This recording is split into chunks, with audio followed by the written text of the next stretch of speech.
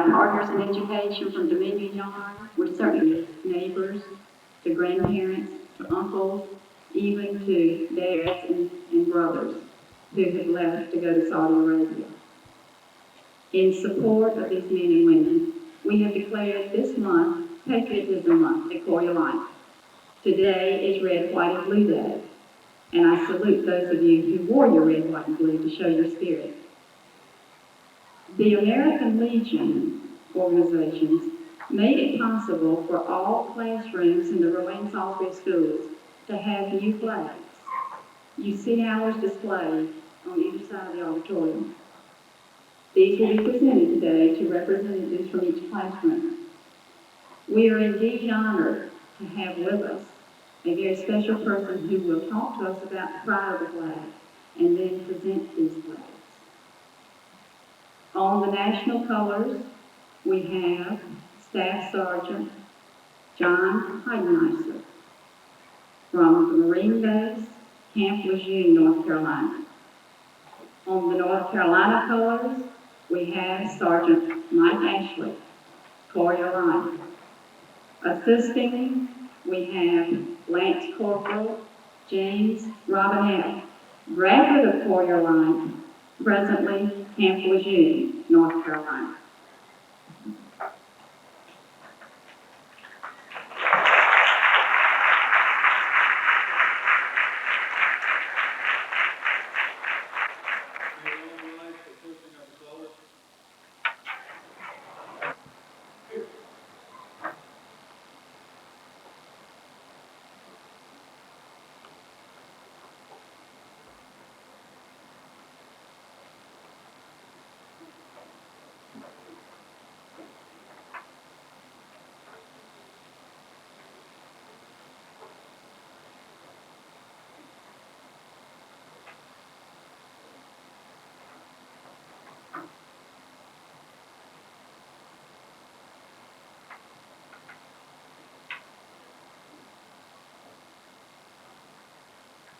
Go ahead and take your seat. So sorry, that don't work with me. My name is Staff Sergeant John Heidenescher, and I'm representing the United States Marine Corps. I don't know how many of you folks have anything to know about what the Marines are all about, the way we are. But when I say good afternoon, and you say, that don't cut it. Let's try it again. Good afternoon.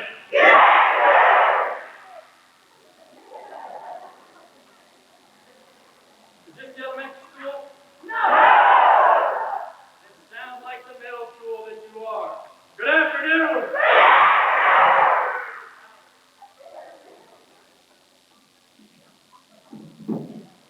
How many of you know why I'm here? Just a few. Well, actually I was told to come down here and board you folks for an hour and then you could go home and actually enjoy your weekend. How many of you believe that? Thank you. I tell you what, if you get bored in my class, I didn't do my job right. How do you like that? Is that fair? Yeah, you know, I used to be in school too, and in school, well, you know how teachers are.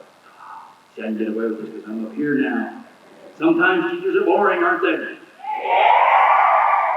No, they're not. You're just not listening to what they have to say. Okay, let's find out something about the flag. I need a volunteer. Thank you. Stand up. Y'all saw how fast she put her hand up? She does that in class too. How many stars are on today's flag? 50. Go ahead and answer. How many stars are on today's flag? Right here in the blue shirt. 50. Somebody on this side. How many stars are on today's flag? Right here. 50. Anybody on this side of the room over here have anything other than 50? This young lady back here in the red and white shirt, chewing her fingernails off. How many stars are on today's flag? 50. You folks? 51. There we go. Anybody else? Back in the back? How many do we have? 50? 8? How many do we have? We have 50 stars on today's flag. You know, it's funny that you laugh because in the United States of America today, in Rowan County today, there's high school seniors that don't know how many stars are on today's flag. Since you had a question, I got a question for you. What do the 50 stars represent?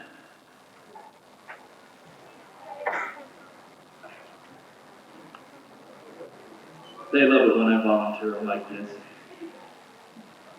Do you know? Okay, this young man right here. Now, what's your name, young man? David. Who's your dad, David? Who, me? Oh, he better get this one right or I'm really going to be embarrassed. What do the 50 stars represent, David? The 50 states. How old are you? Who gave you that answer? Oh, the last class I told you. Okay. This is my son David over here. He's 7 years old, and he knows that the 50 stars on the flag represent the 50 states. Now, let me get somebody that's older and wiser than David. This young lady sitting right here in the blue, chewing her fingernails off.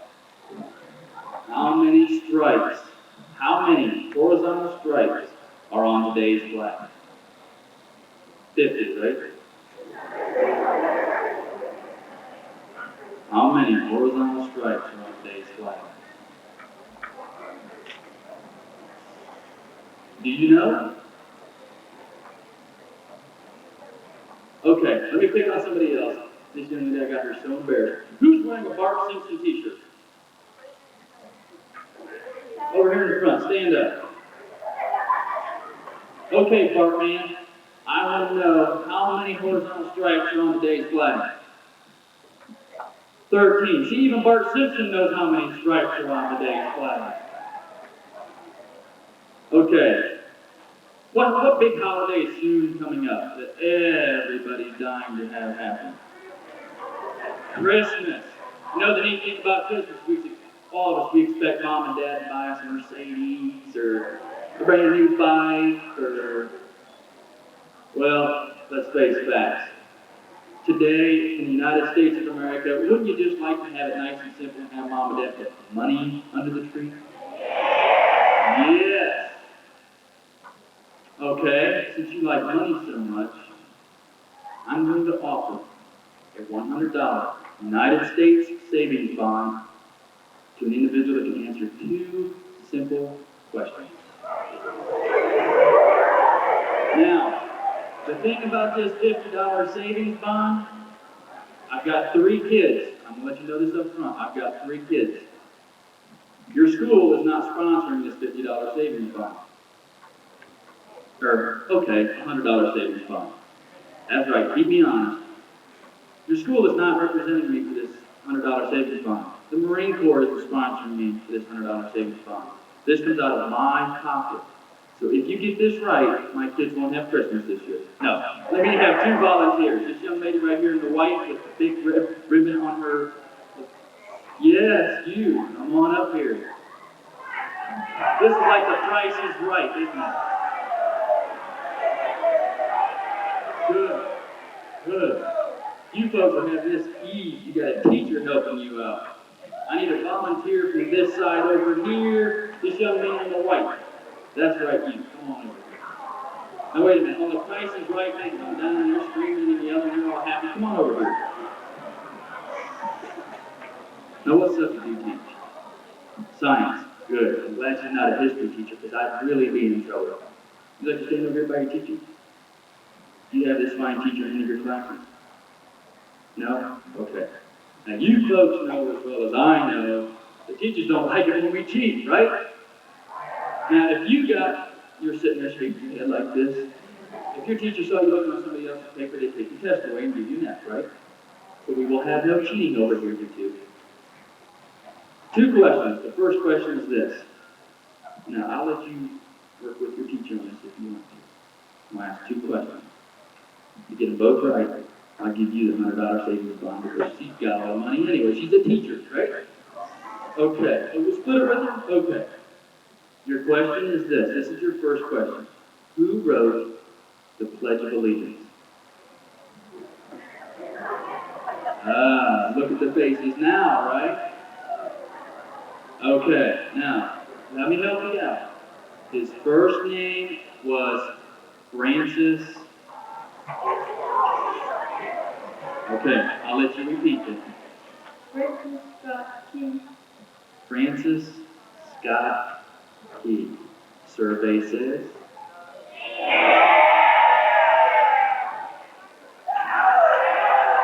Oh, the gentleman who wrote the Pledge of Allegiance, his name was Francis Bellamy. Trick question, right? Oh, look at him, look at him. Now he's going to blame the teacher. Okay, I'll tell you what I'll do. If you get this next question right, I'll still give you a chance for a $100 savings bond. Does that sound fair? Do you want to teach yourself on this one or no? Yeah, I still want to teach yourself. Okay, there are only two flags that will ever fly higher than the United States flag. There are only two flags that will ever fly higher than the United States flag. What are they? Now, before you answer, contrary to popular belief, the McDonald's flag does not fly higher than the United States flag.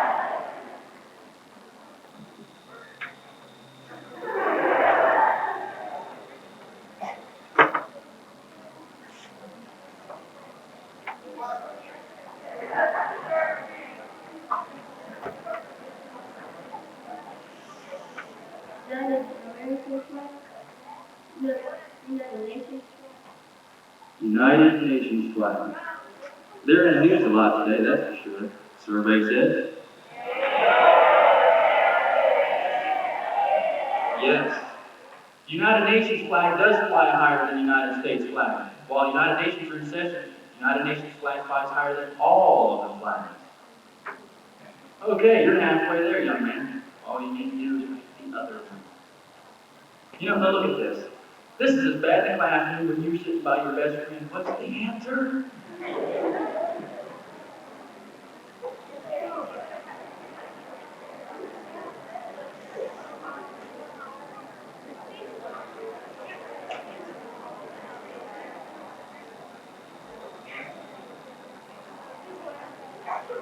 Okay, what do you think? I tell you what, just to be fair, the best thing you can do is guess. If you guess and get it right, you might get a $100 savings bond. Just like on a test in school, right? If you don't know the answer, you fake it, you give the teacher some kind of an answer.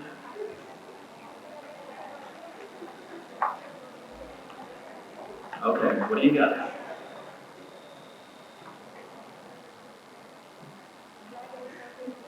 The flag of the Soviet Union. Well, let's face facts.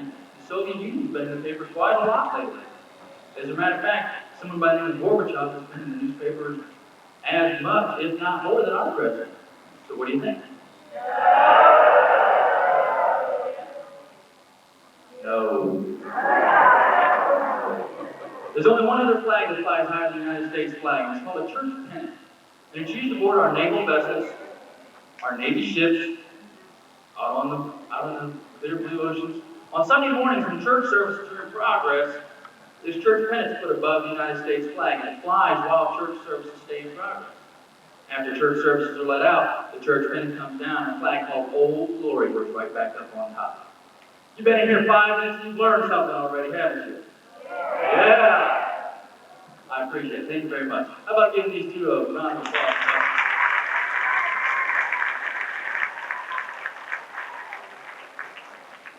You know, I got in trouble this morning when I was teaching my first period of instruction, and all the students out here, I got carried away, and I went on and on and on.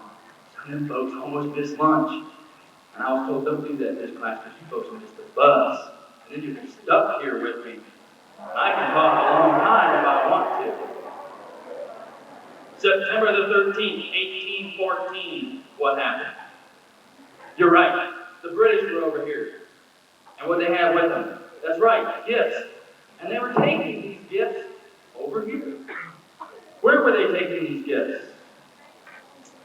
You don't know? Well, guess. That's right, Fort McHenry. That's a good guess. The British were bringing gifts to a place called Fort McHenry. Inside the walls of Fort McHenry, there were some young American soldiers, and they were preparing for these gifts. As a matter of fact, what they were preparing for was battle. The British was coming to visit Fort McHenry, that's true, but they weren't coming with smiles on their faces. You know, Fort McHenry was part of the original, in the area of the original 13 colonies. Before I enter my program for good, I need 2 more volunteers. This young man here and this young man here. I sincerely hope that you 2 know how to sing. Turn around and face these folks. I have something special for you 2. Did you ever watch Star Search? Yes, I thought so. You know, on Star Search, just like at this middle school here, we are looking for people, young, talented, people just like yourselves. What do the stars on the flag represent? The 50 states. Both of you do that, right? So both of you have this. This is a piece of cake for you. All you got to do is sing the 50 states. This is easy. This is real easy. Okay? Turn around and face them. They want to hear this.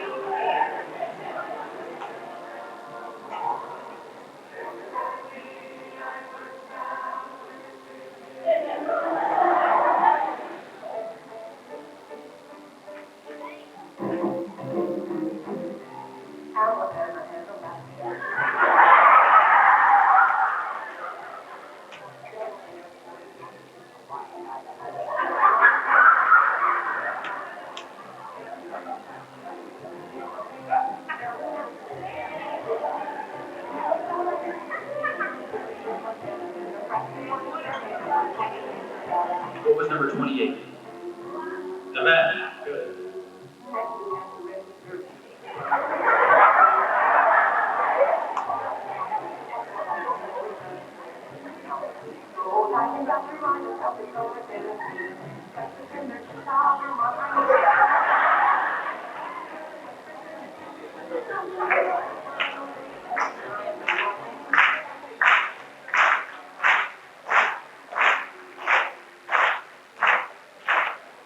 You know, the fun thing is, even on Star Search, they grade their people, right? Just like your teachers grade you by an A, B, C, D, and nobody gets F's anymore. Of these 2 young men, who do you think stand up, guys? All right. What's your name? Chad? What's your name? Joe? Okay. It's your turn to vote. I want you to give a round of applause for the one that you like the most. Chad?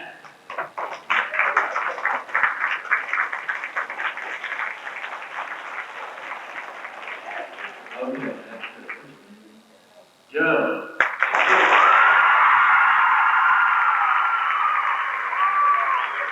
Okay, Joe, come here.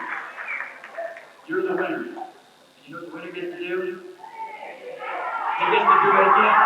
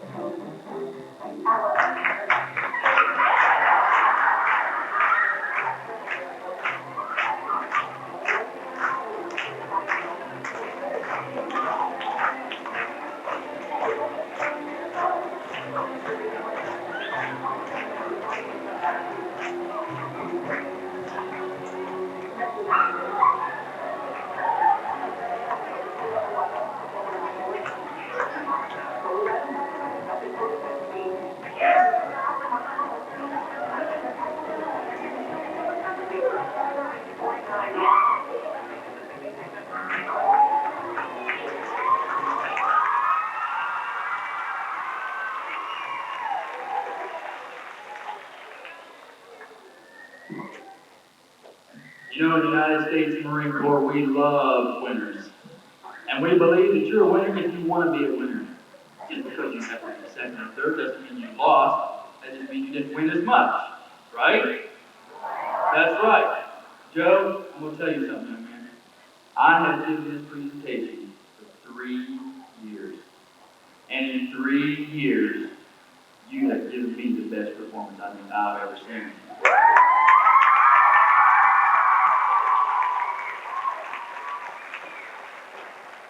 September the 13th, 1814, the British are good and close now. And you know, inside the walls of Fort McHenry, they were preparing for this battle to take place. And the British, they're getting closer and closer. Well, there's some young American soldiers over here inside the walls of Fort McHenry, and their hearts are starting to beat fast, and they're lumping their throats because they know before the day's over, they may not all be there. See, Mother England sent her boys over here to teach us a lesson or two. And being the proud American that I am, nobody really knows who fired the first shot, so I'm going to blame it on the British. There was this one young British soldier, and he's standing over here, and he was a pretty good marksman. And when he got close enough to the walls of Fort McHenry where he thought he could take a good, well-aimed shot, he stopped. And he got ready to shoot. He held his musket up. He aimed towards the walls of Fort McHenry and squeezed the trigger just ever so slowly. Bang! And now there's this little piece of lead hurling its way up from the end of this musket towards the walls of Fort McHenry. Over here inside the walls of Fort McHenry, there's one young man, I think he was about 17 years old, and he grew up with his paw being a marksman. All this boy did was go out and shoot. That's all he did. He could hit anything. If he could see it, he could hit it. And he's never seen anybody take a shot from so far away. And he thought, well, I'm standing up here on top of the walls, he's down on the ground, and I really believe I can hit it. So he got himself ready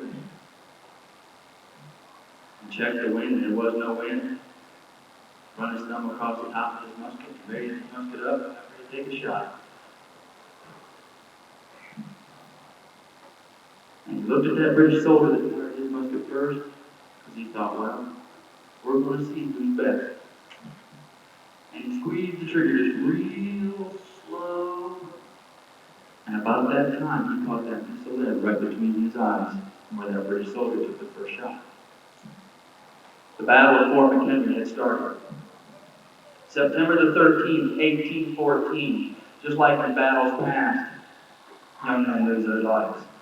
And this first young man was 17 years old. There was another young man, and he was going to watch this battle. And he sat there, and he watched for a little while. And he could see the British getting closer and closer and closer. And you can see outside the walls of Fort McHenry his friends and family, some relatives, and maybe some people he really didn't know all that well. They were fighting for something called their freedom. They were fighting for their lives. They just wanted to make it through the day. But they were fighting for something called freedom. And this fighting went on all day, September 13th, 1814. You know, as it got dark outside, the battle changed a little bit. See, during the daytime, just like right now, we go outside, I can see you and you can see me. Well, at night, you couldn't see what you were shooting at. It didn't make any sense just to shoot into the dark, hope you got somebody. What the British soldiers would do is they'd stand ready. And they'd watch the walls of Fort McHenry. Their muskets are all loaded and ready to shoot. And as soon as they saw the flash of light from a musket being fired, they came in on that flash of light. Bang! And they listened. If they heard a scream, they knew they'd hit their target. If they didn't hear anything, they'd shoot again. Well, these young American soldiers, they weren't stupid. They were doing the same thing. They were watching for a flash of light from the British musket being fired. And as soon as they saw that flash of light, bang! They'd shoot and listen. And once again, if they heard a scream, they knew they'd hit their target. September the 14th, 1814, the following day, the sun just barely started to creep up over the horizon. And this young man, he's still sitting there. And he's watching. And he's looking around. And he couldn't see nothing because the battle took so long that inside the walls of Fort McHenry, there's nothing but smoke. And as a light breeze picked up, started to blow the smoke away from inside the walls of Fort McHenry, and this young man was left to see the sights of the world. This young man, he heard something during the night that fell down outside of his window. He got up out of his chair and went to look and see. There was a young man who caught a bullet in the chest. He was laid out all over the sidewalk just outside his window. Laying there in this big puddle of blood, cold and lifeless. This lady came over and sat down beside him, and she's crying. As he looked closer, he noticed it was his best friend. And they weren't going to do any more running around together now. The young man, he sat back. Just started to look out his window. He noticed directly across the street there was another young man who caught a bullet across the side of his head. And he's laying there on the sidewalk, all sprawled out, blood coming up the side of his head. This young lady, she was walking out from around the corner of the building. And she knelt down beside this young man and just started to run her fingers through his hair. And two little boys were walking up behind his dress. And one of the little boys walked over to his daddy. Grabbed his daddy's arm. Come on, Daddy. Wake up, Daddy. It's time to go home now. Come on, Daddy. Let's go. But his dad wasn't going to wake up from this one. The sights are kind of hard to look at, and this young man noticed out in the middle of the street, a young man's all curled up in a ball. He caught a piece of lead in his stomach, and he died from bleeding that night. As he sat there, he noticed the girl. She come running up the dirt road, and she fell in the dirt beside this young man, and she was on her knees, just crying in her hands. Because of the loss of a loved one. Wasn't her dad. Wasn't her brother. Matter of fact, it really wasn't any relation at all. But it was her fiancé. This young couple was planning, they were planning a wedding. But there's not going to be a wedding now, is there? This young man, he sat there and he watched beside the walls of Fort McHenry. And during September the 14th, about 1 o'clock in the morning, of the year 1814, there was a young man standing among the walls of Fort McHenry, standing beside his dad, fighting for the life and for the freedom. And this young man saw this gentleman in the morning. But things had changed a little bit. 1 o'clock in the morning, this young man was on the walls, just fighting for everything he's got. In the process of loading his musket, preparing to take another shot, he caught a piece of lead from a British musket right in the center of his chest. As he screamed with pain, he fell backwards off the wall, and his body slammed up against the ground.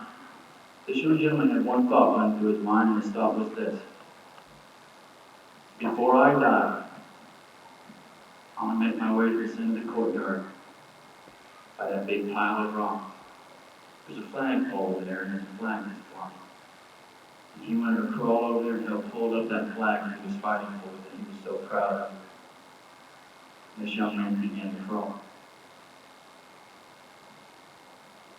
When he knew he was close enough that he could help hold up that flag, he reached out his hand. But that flagpole just wasn't quite as close as what he thought. And knowing that he was soon to die because of the way he was bleeding and the way he felt inside, he knew he had to hurry and press on. And he didn't have that much energy left. With the last ounce of energy that he had, he put himself up on his knees and fell forward. His hand wrapped around the base of that flagpole, and the last breath of air slipped out of his lungs. The young man that was sitting over here watching the sights inside the walls of Fort McHenry, watching his friends and family defend the flag that someone called the British. His name was Francis Scott Key. And he wrote down the immortal words that you and I know today as our national anthem, our Star-Spangled Banner. You know, rumor has it that it took Francis Scott Key every bit of 3 minutes to write down the words to our national anthem. Every one of you folks listen to the radio. And every one of you folks have your favorite song. You know, it takes the artists of today days, weeks, months, and sometimes even years to put down the words of a song so it's just right. So that you and I can enjoy their songs and so that they can make some money. Francis Scott Key wrote down this little poem in about 3 minutes. And today is known as our Star Spangled Banner, our national anthem.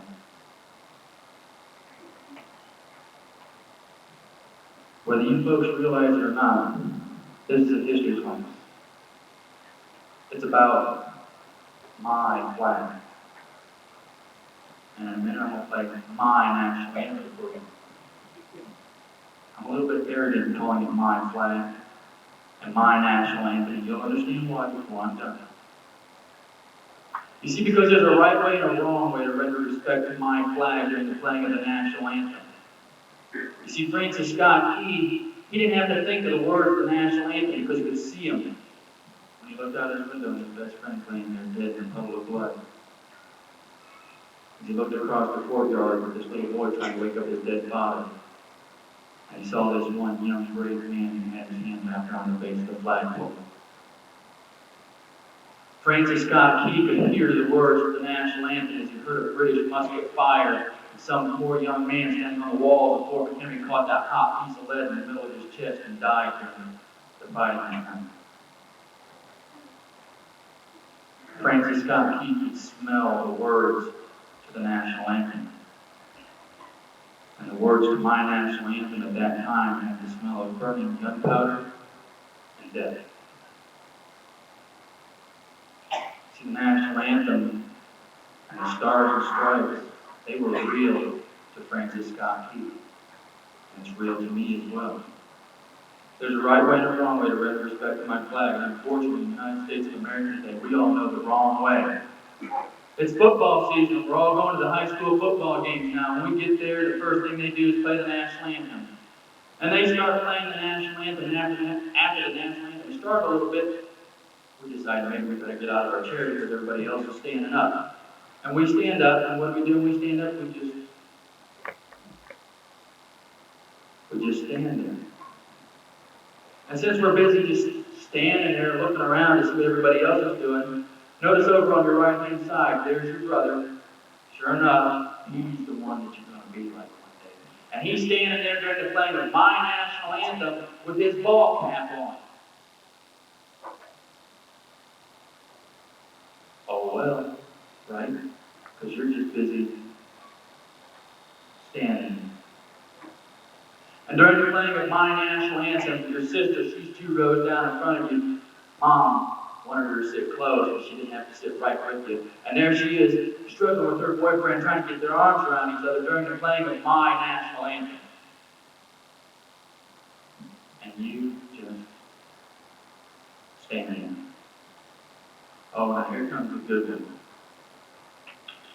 Since you're so busy looking around, I want you to notice the old gentleman is 2 rows in front of you. He's a little bit off to your left. He's standing there, standing up just as straight as he can. He's a little bit hunched over from the passage of time. He's got his hand on his heart and he's got his eyes glued to that flag. And since you're watching, I want you to notice that little tear that comes running down his cheek. And while you stand there and elbow your buddy or your brother sitting there saying, "Oh, look at the old geezer crying. Look at him." What you don't know is that tear that just ran down that man's cheek is called pride and pain. The pride comes from knowing that that flag that we call Old Glory went up over the football stadium one more time. The pain comes from knowing that 20 some odd years ago, his son gave up his life fighting for our country, for your freedom. And his son isn't going to come home anymore. But we're going to laugh because we saw him crying. The pain also comes from knowing this gentleman, as he stood there with his eyes glued to that flag, he couldn't help the young man 2 rows in front of him. He's doing the same thing you are. He's just standing there during the playing of my national anthem. There's only one right way to render respect to my flag. When you hear, or you think you're going to hear, the first note of the national anthem being played, you stand up tall and straight and proud the way an American does. You take your left arm and you lay it along your leg and you keep it there. You don't put it in your pocket. You don't scratch. You don't hold your girlfriend's hand. You leave it along the seam of your trouser or along your leg. You take your right hand and you place it over your heart. And you leave it there. You don't scratch. You don't shoot the gnats and stuff away. You leave it there. And you keep your eyes fixed on that flag called Old Glory. And you keep your eyes on that flag until after the last note of the national anthem has been played. You don't move, you don't talk, you barely take time to breathe during the playing of my national anthem. I need 2 volunteers, you and you, come up with this.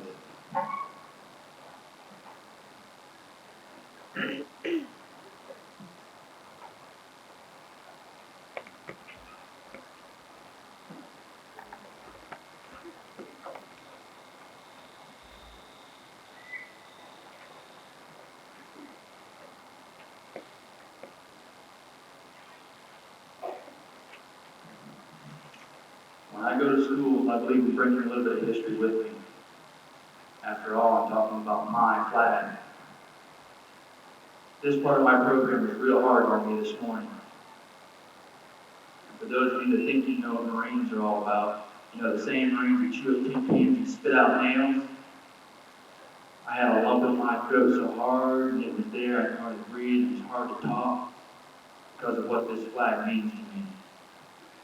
The flag that flies over this auditorium, and the flag that flies over your school has 50 stars on it. This flag only has 48. People in your family and my family fought under this flag. And some of them didn't come home fighting for this flag. But you know, there's something special about this flag. Those 13 stripes on our flag, they're put there in specific order for a specific reason. You got a red stripe on top, it's called a blood stripe. Then you got a white stripe, it's called a freedom stripe. And you got another red one. You got a liberty stripe. And another red one. And now we have a justice for all stripe. Those red stripes in my flag, those blood stripes in my flag, some young man went off and fought in a foreign land for something called freedom. He didn't come home anymore, fighting for something called freedom. So that folks like you and me can stand in the United States of America today, taking advantage of all of the freedoms that we have, while our troops are over in Saudi Arabia, once again fighting for freedom. Now in a minute, the narrator is going to come on my tape, he's going to talk a little bit, and we'll play the national anthem. I would appreciate it if you folks would stand and render the appropriate respects to our flag, that our flag deserves. I'll let you know when to stand up, and I'll let you know when to have a seat.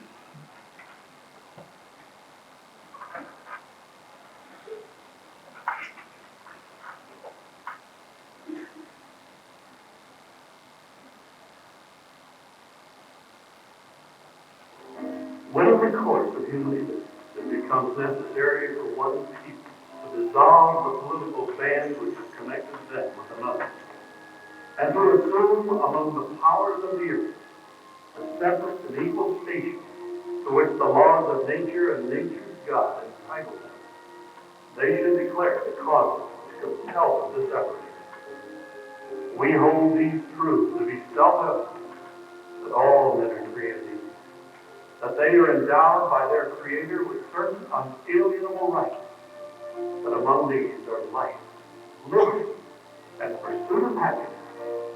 We therefore do solemnly publish and declare that these colonies are, and of right ought to be, free and independent states. And for the support of this declaration, we mutually pledge to each other our lives, our fortunes, and our sacred honor. Please stand for the flag of the national anthem.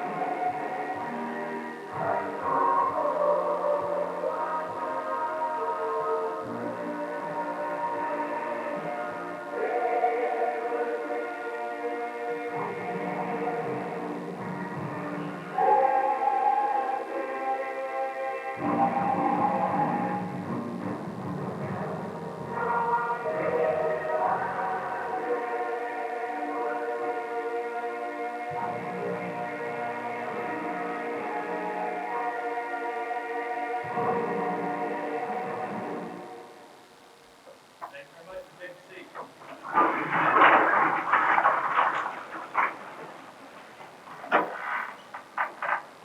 We cannot rightfully celebrate the joy of our freedom without remembering the great price paid for it. When we consider the untold numbers of men who chose to set aside their personal ambitions and dreams to assure the well-being of our nation, we thank you. We are indeed a beneficiary of those who were made and will continue to make tremendous efforts for the advancement and assurance of our liberty. You know, the narrator, he talks about sacrifice. What sacrifice is? A young man died in a place called Vietnam for something called freedom. Sacrifice of a young Marine dying in Beirut for something called freedom. The one that died in Beirut, I knew his name. But in a larger sense, we cannot judge. We cannot count. We cannot help. The brave men living and dead who struggle here are consecrated far above our poor comfort.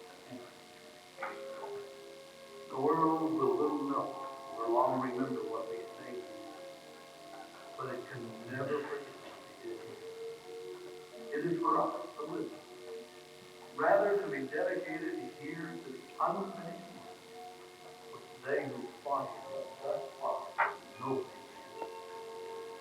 It is rather for us to be here dedicated to the great task remaining before us, that from these honored days we take increased devotion to that cause for which they gave their last holy nation. That we here highly resolve that these dead shall not have died in vain, that this nation, under God, shall have a new earth of freedom, and that the government of the people, by the people, and for the people, shall not perish from this earth.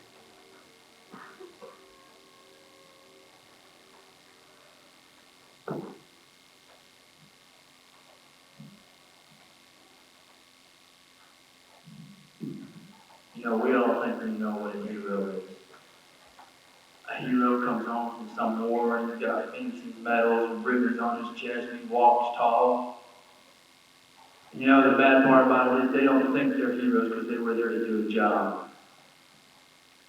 And all they were really concerned with was making it back home alive and defending their buddy that was supposed to be protecting him as well. I want to introduce a couple of heroes that you folks overlook every single day.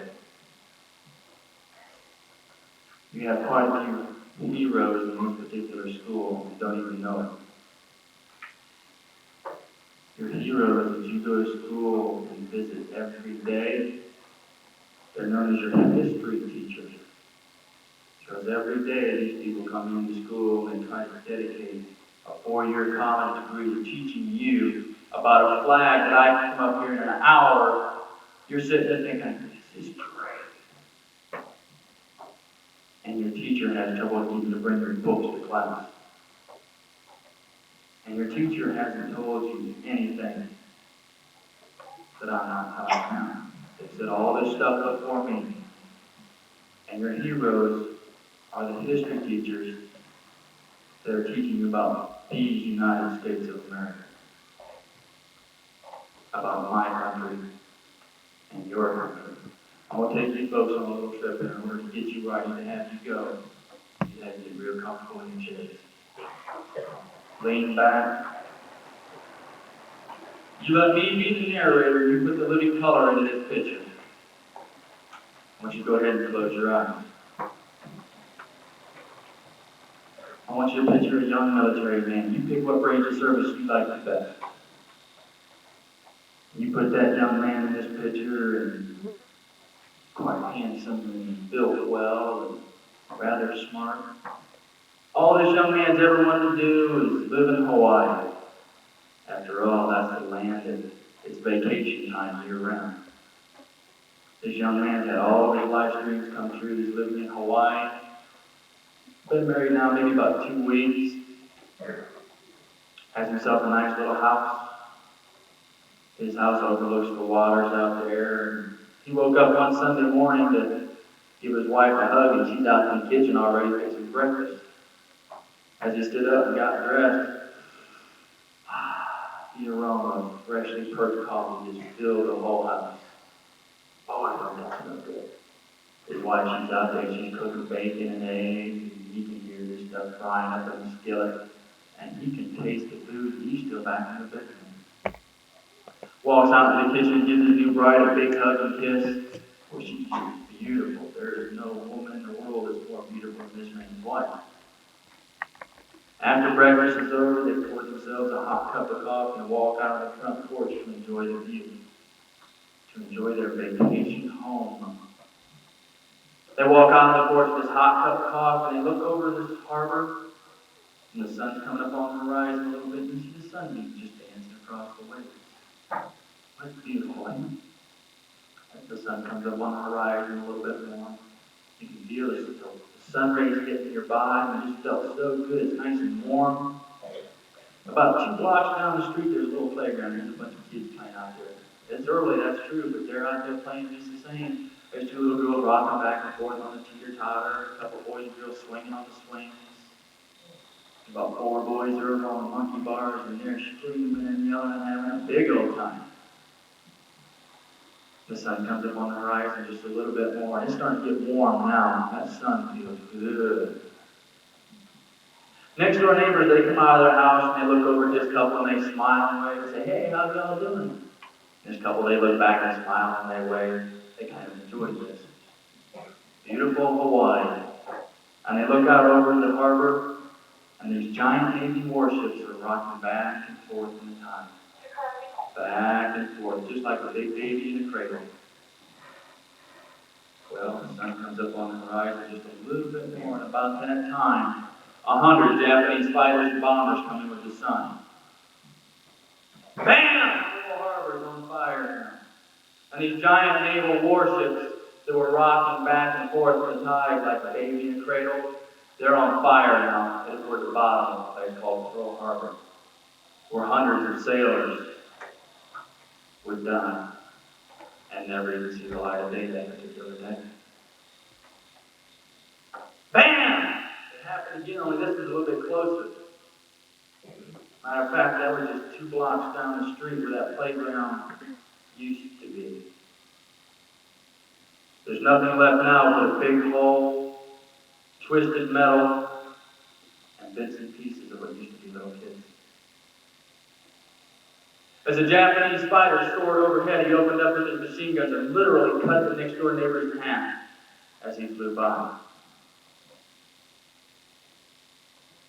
And this young couple, they stood up on their porch and screamed. And there's explosions going off and planes flying overhead and machine guns shooting fire and everybody running all over the place. Merry Christmas, December the 7th, 1941. You can open your eyes. Every one of us has watched movies on TV about Pearl Harbor, and you saw the exact same sights that I just explained to you. And during the battle, you're sitting there on the edge of your seat, and you think this stuff is just great. This is TV at its best. High action, blood and guts and flames and bombs and fires, and we eat that stuff up. We think that's entertainment. But the sad fact is that stuff happened and people died.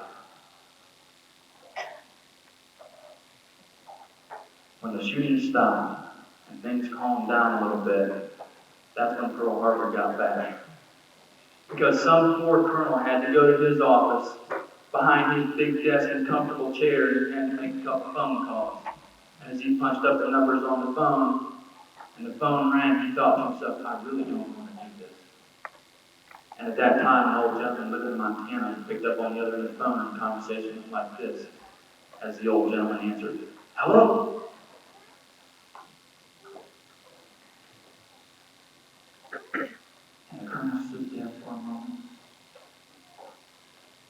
"Sir, my name is Lieutenant Colonel Hill. Sir, I don't know how to tell you this, but your son, he was killed yesterday. I don't know what happened. There was an explosion, and sir, I'm sorry."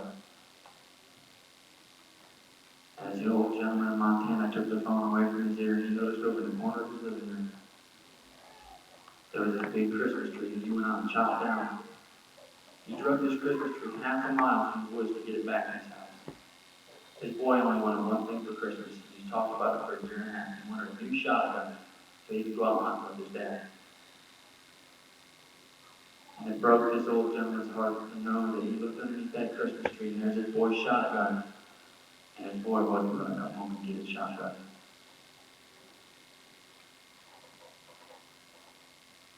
He hung up the phone. The colonel had one more call to make, just like a lot of other colonels in Pearl Harbor. This time an elderly lady in Pennsylvania picked up the phone and she was having a good day that day. And she was just, "Hello, how you doing?"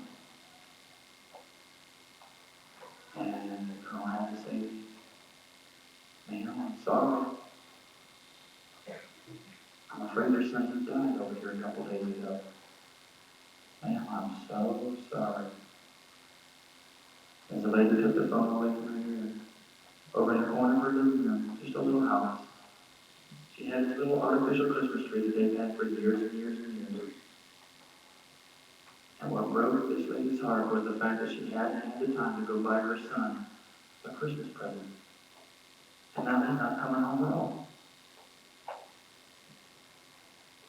Merry Christmas, December the 7th, 1941. But that's okay, that's history. What's that got to do with today? Well, let's bring things up to par a little bit. How many of you remember Vietnam? Well, I wasn't born then. No, but maybe your dad fought during Vietnam. Or your uncle.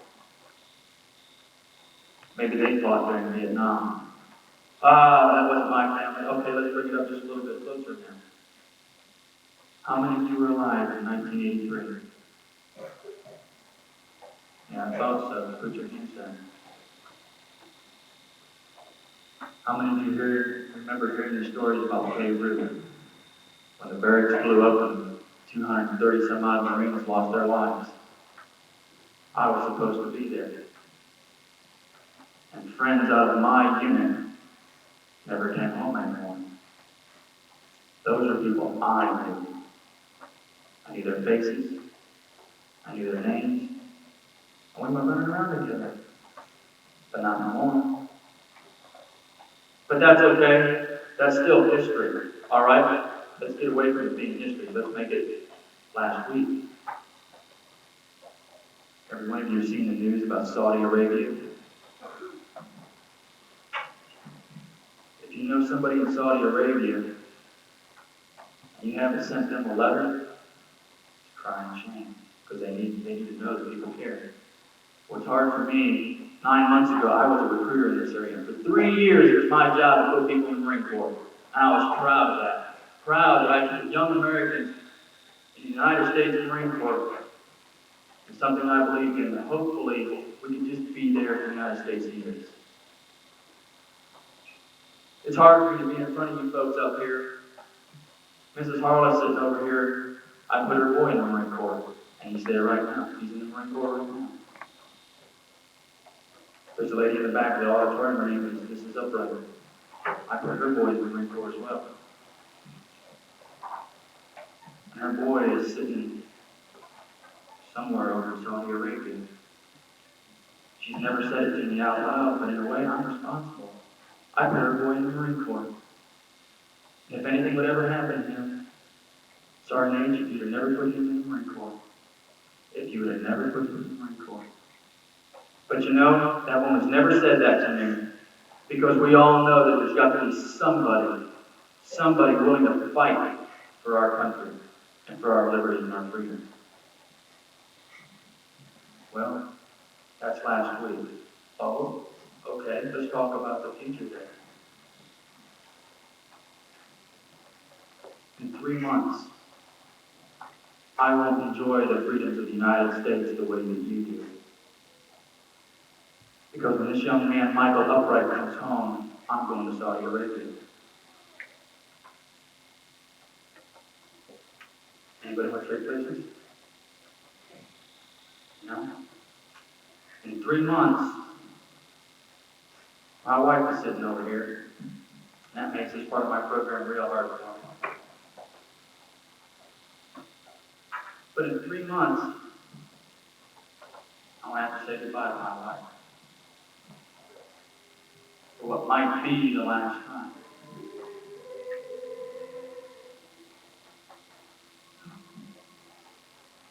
And if you ladies want to trade places with my wife,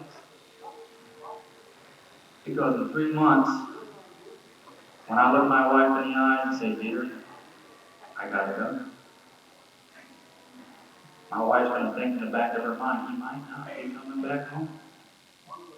And I might not. You know the neat thing about the United States today and our military services? We're in the United States military just to be there if they need us. And just like being in Saudi Arabia right now, we're there hoping that we don't have to fight. If you think our boys want to be there, you're mistaken. They're there because they've got a job to do, and their job is protecting your freedom. Who wants to trade places with my kids? David, stand up. Michael, stand up. Those are my boys. When I say goodbye to my wife, and I give her that big hug and kiss, trying to say goodbye, words won't be there, and the tears running down my cheek now. Go ahead and sit down, boy. And I got the tear running down my cheek, just like the old gentleman at the football game. I go over and sit down on the couch. My boys, they come running over, jump up in my lap. I tell my boys, when you give me a hug, you are squeezing me hard. And they do that. When they squeeze me, and that little tear running down my cheek touches their cheek, and they look at me and say, "What's wrong, Daddy? Why are you crying?" "We'll make it better, Dad." "Why are you crying, Dad?" You think I want to say goodbye? You know, it's hard doing this with my family being here. But this is real. This is not a joke. You know, 2 years ago, my wife and I, all we wanted was a little girl. She's probably over here sleeping somewhere. No, she's not. 2 years ago, I got my little girl. She's to the point now she's starting to talk. She's getting into things. And I'll love her to death just like I love my boys. You think I want to say goodbye to her?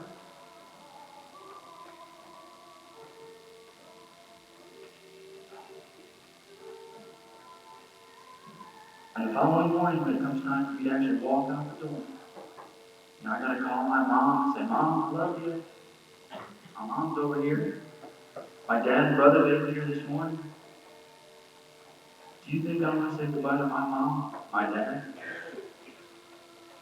Which one of you want to say goodbye to your parents, knowing you might not come back home?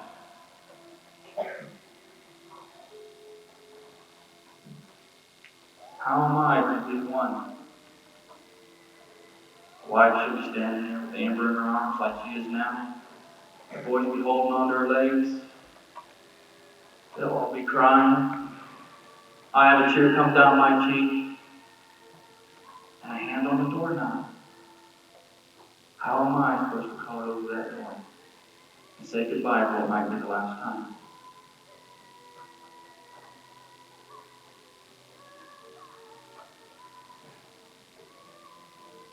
Who wants to come pull the door closed for me? You know, I've made some good friends while I'm out here. It's hard to say goodbye to those folks too. Mrs. Harless, her boy, I put him in the Marine Corps. He's a good friend of mine. I don't want to say goodbye. Mrs. Upright back there in the back, me and her boy, we were pretty good friends too. And he's over in Saudi Arabia now. For as much as she wants her boy to go home, you think she'd want to trade places? just to get her boy home. Cincinnati's our age. Just give me my boy. Cincinnati's our age. No, she don't want either one of us to be there. But we'll go. We'll swallow hard and we'll go to fight for something called freedom. And maybe, just maybe, we'll get lucky. And this time, just our presence will keep the bullets from flying. It's my flag. It's my national anthem. And I call it mine because I'm willing to pay the ultimate sacrifice for something called freedom. Those white stripes on my flag are worth that much to me. And my wife knows that. My mom knows that. Some of your teachers know that are in the military today. Mrs. Harless and Mrs. Upright, they know that. It's worth it to fight for something called freedom. It's my flag and it's my national anthem. And it's your flag and it's your national anthem too, if you're willing to claim it as being yours.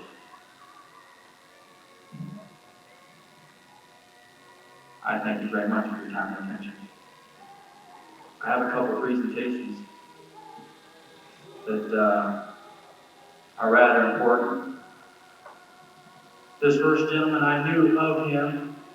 Matter of fact, I knew quite about him prior to me leaving this area to go on recruiting meetings.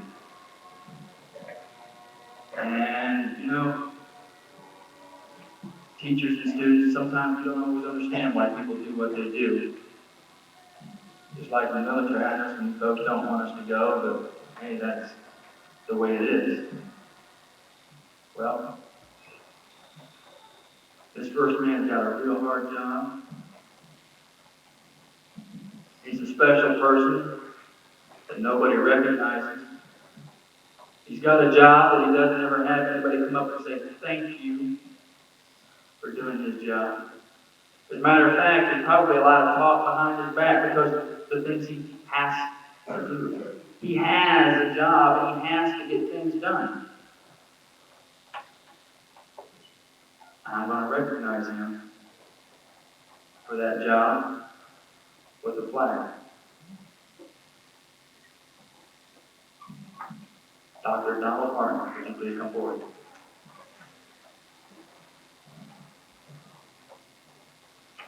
Sir, on behalf of the United States Marine Corps and one of my representatives at Wood of the World, I'd like to present you with this flag for the school district, for the Salisbury Rowing School.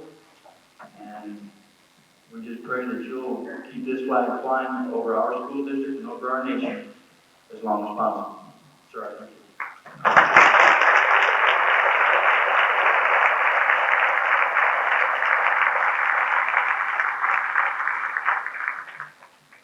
Speaking of jobs, you have a teacher in your school that has a job. He went through 4 years of college. I've known him for about 3.5 of those years as he's going through college and trying to teach you folks how to read, write, and arithmetic. And he's helping me with my presentation today. This young man is a member of the United States Marine Corps Reserves in Greensboro, North Carolina. You know, it's a hard job being in the reserves because they have to play a game called the waiting game. Are they going to call me and tell me it's time to go? If they call this young man and tell him it's time to go, you're out a teacher. Maybe you're out a friend or a colleague. And you might not be coming back. But for something called freedom and liberty and justice for all, and for the student that sits in the back of the class and sleeps while he's trying to teach you something, he's fighting for your freedom.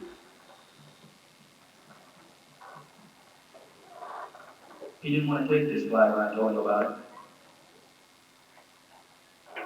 He told me that there was a very special history teacher in his school that deserved it more than him. And I've heard so much about this history teacher, it's not funny. This man seems to be awesome. I'd like to meet him. And as I present this flag, it's for both of these gentlemen. I'm going to present it to one, but it's for both of these people. Sergeant Mike Ashley.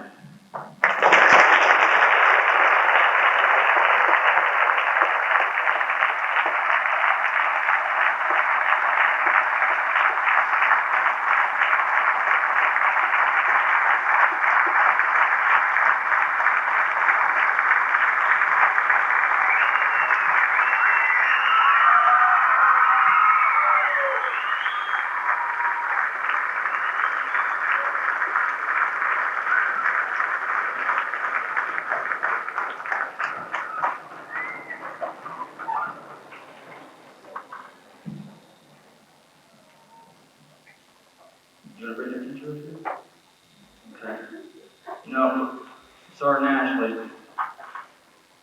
he's as bad as I am when it comes to this flag that we call glory. It's hard to talk, you get the willies, you get this big lump in the throat, you can't breathe. And he wants to share the flag with the colleague he visit this time. Mr. Jim Pope, come on, please.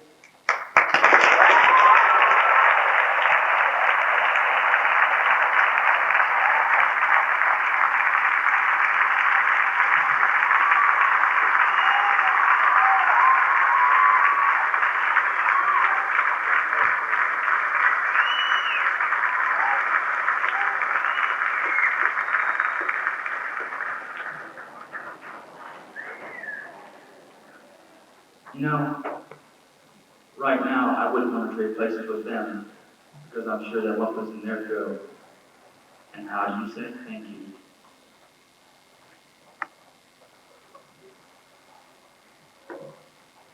There's some folks that have dedicated some flags to your school, to your classrooms. You know, it's a neat thing about this flag that flies over our nation. After a class like this, there's no excuses for not rendering your appropriate respects. Especially when your own fellow classmates are going to be coming up to receive flags for your classroom. We've got flags for, I guess it's class leaders of all the different classes. Is that right? We're going to present those with the help of Sergeant Ashley and Lance Corporal Robin. I want to mention something now, just so I don't forget it a little bit. As you leave this auditorium today, the faculty and teachers of this school are going to hand out little pins with the United States flag on them, so that you can wear it on your collar or on your shirt. Don't treat this pin like you do a lot of other pins. At the end of the day, it goes with dirty clothes with your clothes. Take the pin off and set it on your dresser. And make sure the flag is facing up. And it's just a little pin. But a lot of people are going to notice that pin. And as you wear it, make sure it's flying the right way. In respect for those young men who went off and fought for the United States of America. At this time, we present the flags to some of the class leaders.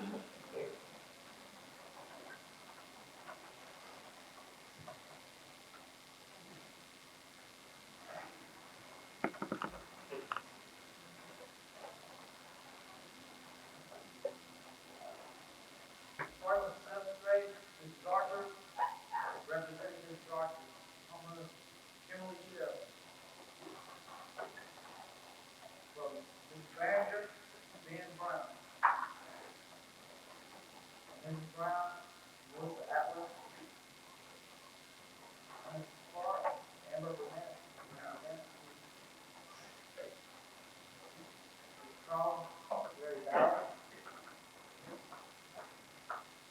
Ms. Name, Chad Phillips. Ms. Eagle, Garrett Raven.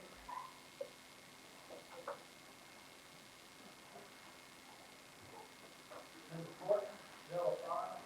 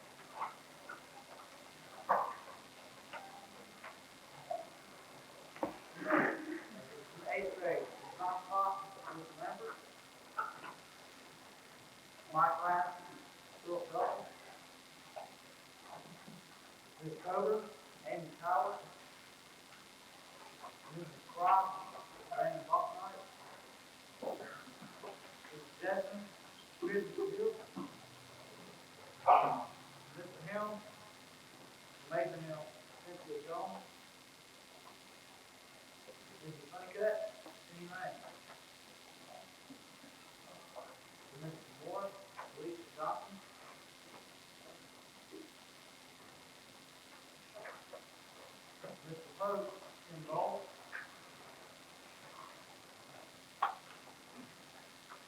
Mrs. S. Smith, wife of Wayne also, Dana Hensley. Mrs. Wall, Angie Hensley.